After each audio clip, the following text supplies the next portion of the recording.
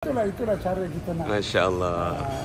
Sebab di Malaysia ni Pak Nas, semua orang cakap pasal perpaduan.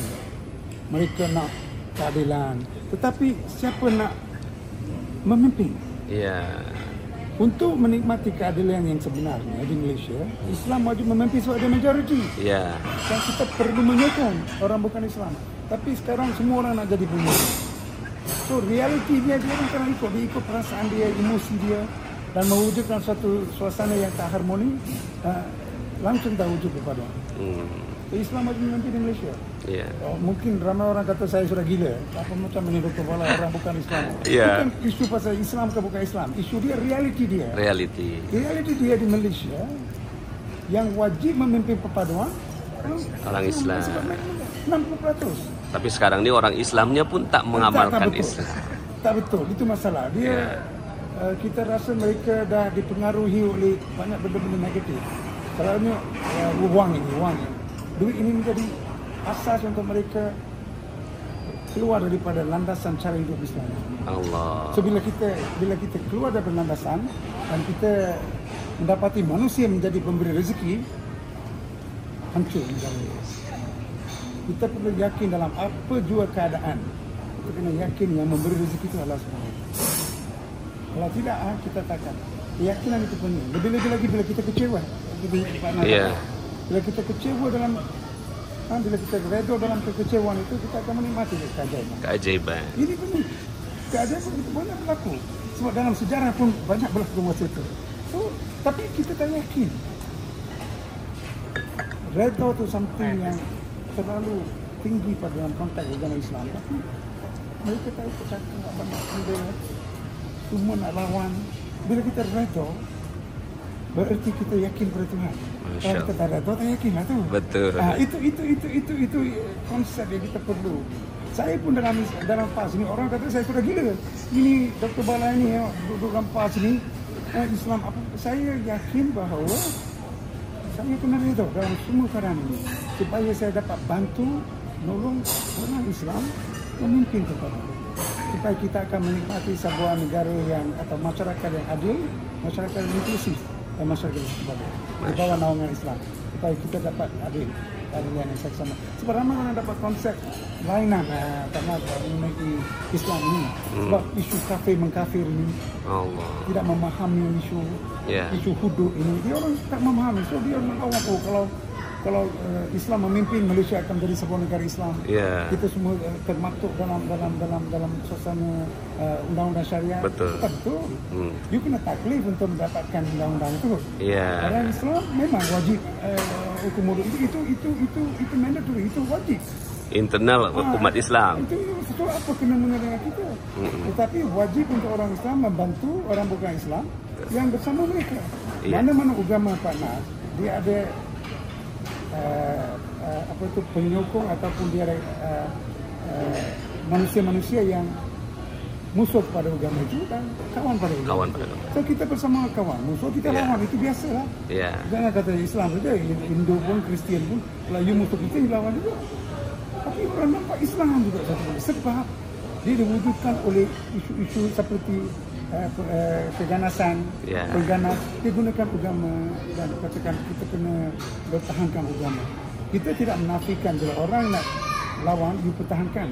Tapi you jangan pertahankan Tuhan. Kalau kita nak jaga Tuhan dan pertahankan Tuhan, dan kita jadi Tuhan, ini bahaya untuk kita. Dia akan hancurkan semua keharmonian. Hari ini dunia ini menjadi hancur pasal semua pemimpin nak jadi Tuhan. Nak jadi Tuhan. Kalau Dr. Bala tuh masa mengenal ilmu magnet rezeki itu daripada mana ya? Daripada seorang rakan daripada PAS yang bersama. So saya nampak semua ini ada hikmah dia lah. Jumpa dengan magnet rezeki, jumpa dengan global economy, ini semua ada satu untuk saya. Tuhan memberi saya, jangan risau. You ada sana, things are there. You kena bantu saja. So it's not, bukan senang untuk seorang bukan Islam bersama parti PAS. Tapi yang yang menjahilkan dan yang berikan kehidupan berislam. Bagi saya kena memastikan Islam itu kita gunakan untuk kepentingan keharmonian. Kalau tidak, bila kita nak nikmati perpaduan? Iya. Hari ini kita cakap semua. Hari ini dalam konteks politik pun, bila kita kata kerajaan madani wajib adil. Iya.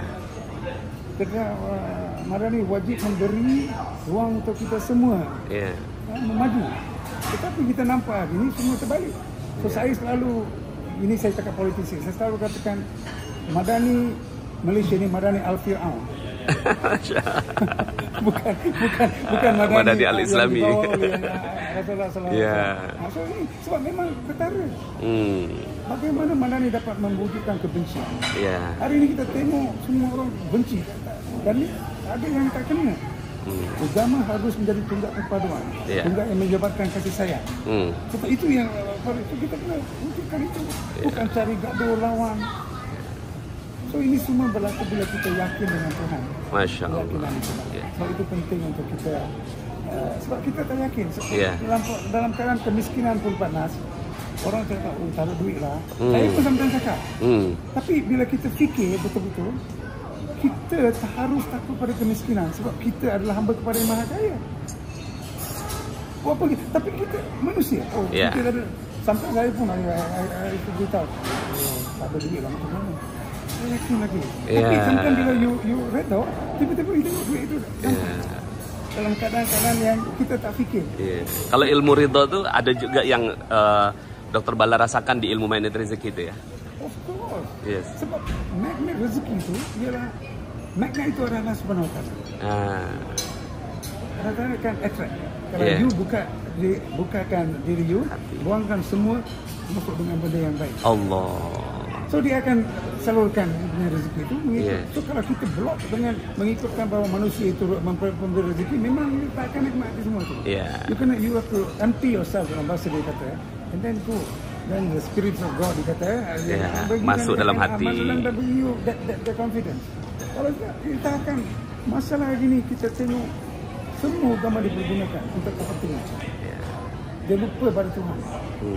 Tuhan hanya satu simbolik saja. Pergi sembahyang, pergi itu, begini. Tapi dalam konteks, sebab bagaimana kita nak menyintai Tuhan? Tuhan kita tak nampak. So, untuk menyintai Tuhan, yang selalu kita kata saya sayang Tuhan, saya sayang. Tapi untuk menyintai Tuhan, kita perlu menyintai manusia. Ciptaan Tuhan itu. Kalau kita tak menyayangi manusia, bagaimana nak cintai Tuhan? So ini konsep yang kita perlu memahami. So mungkin kita ada manusia-manusia atau orang-orang yang kita tak suka.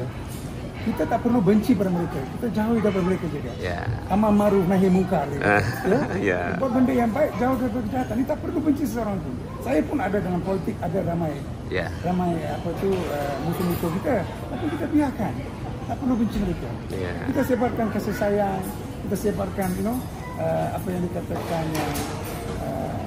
kebaikan supaya kita dapat menikmati karunia. Itu konsep saya bersama PAS, konsep saya bersama Pertua Mata Magnet Rezeki dan Rezeki itu. So, itu yang memberi saya inspirasi dan motivasi untuk terus berjuang bersama Islam untuk mewujudkan sebuah masyarakat yang inklusif, masyarakat yang adil dan masyarakat yang sekular. Masya Allah. Sama-sama. Hari ini ikut acara Magnet Rezeki ya, Dr. Bala ya, sampai pukul 2 nanti insya Allah. Betul. Masya Allah. Alhamdulillah. Sampai pukul 2 nanti. Terima kasih Dr. Bala.